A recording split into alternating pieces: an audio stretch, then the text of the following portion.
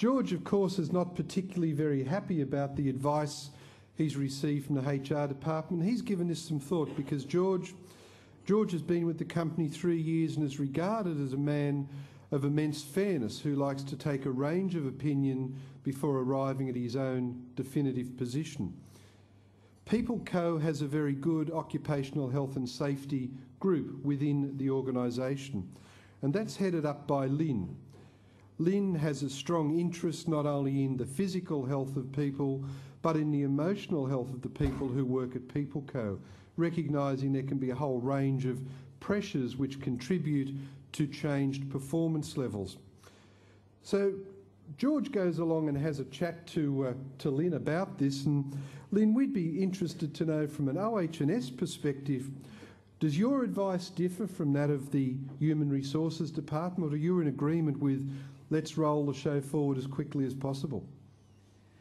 Well, George, we obviously work closely with HR, and there are steps that you've been advised about, but you might like to step back and think about this. You've managed this yourself with a lot of skill, but you're at a place now where I think it might be worthwhile to just pause before you go into the performance review, before you start the paperwork, and have a look and get some facts around what's going on. Clearly, you've not been able to do that. You've tried talking, so now it's a time for listening. I think perhaps a little bit more to Bill. I'd actually suggest, we've got that great EAP service, and it's not for when things fall apart. It's actually for this time now. It's to get some good, professional guidance to say, well, how do you approach this in performance review? What sort of questions do you ask? How might you approach Bill and get some good responses? So where you're at is you're in a key position, and it's up to Bill whether he goes to his GP, but really that's the place he's at. He needs to also be encouraged to take some steps. So if you're in a place to do that, then we can perhaps get some facts around this. With regard to your other colleagues there, they might like to use EAP. Again, encourage them. It's like life coaching. It's not about a failure. It's about getting some information in the system, and let's try and diffuse this.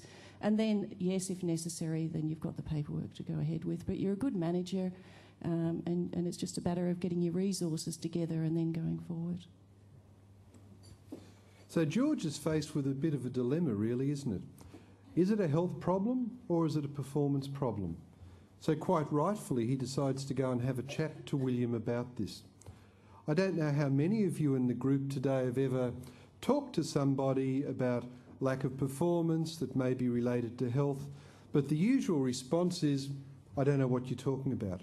This couldn't possibly be me, even though you point out a whole range of rationale that would suggest things aren't going as well as they'd normally go.